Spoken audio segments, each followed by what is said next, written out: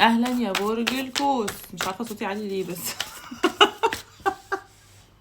سوري يا جماعه. اهلا يا برج القوس، تعالى نشوف مشاعر الحبيب تجاهك ايه دلوقتي.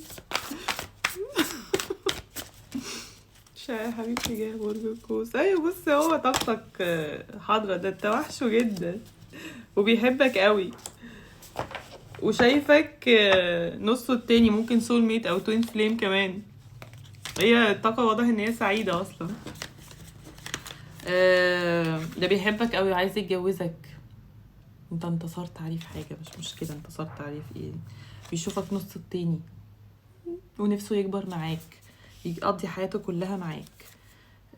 بس هو دلوقتي طبعا في حالة زي حاسس ان هو متعلق بيك قوي قوي ومش عارف يعمل ايه. انت عامل له صداع في دماغه جامد يا برج القوس. اوبا.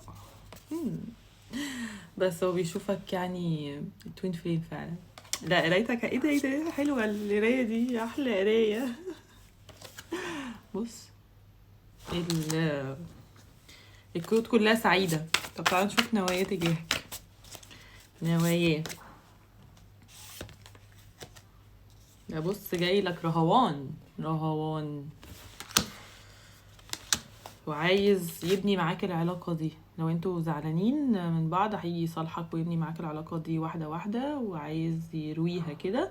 لو انتوا اوريدي بتتكلموا يبقى هو عايز تعرفوا بعض احسن وتبقوا يبقى عارفة كويس وتعرفوا كده تبنوا العلاقة دي صح.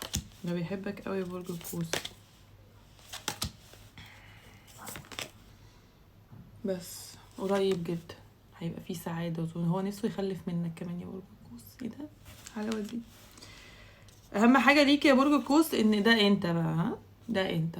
ما تتخانقش يا برج القوس، ها، عشان انت ناري وحامي يعني احنا عارفين وكل حاجه وسريع الاشتعال. بس يا برج القوس حاول ان انت ما تتخانقش على كل حاجه. هدي كده نفسك. آه هي ممكن المشاكل دي عدت، انا شايفه ان هي عشان تنظف لك الهارت شاكرا بتاعتك. الهارت بتاعك ممكن كان شايل كتير حاجات كتير من حاجات سابقة، من علاقات سابقة. فكل اللي حصل دوت عشان يحصل تطهيرات مش اكتر. بس يا برج القوس متخانقش معاها لما يجي، متخانقش معاها عشان هو مبسوط قوي بيك. انت واضح انك كنت بتتشافى من تراست ايشوز. انت عندك تراست ايشوز يا برج القوس، هي دي اللي مأثرة على العلاقة، انت محتاج تركز فيها دي. وشكرا يا برج القوس، وقولوا لي بقى في الكومنتات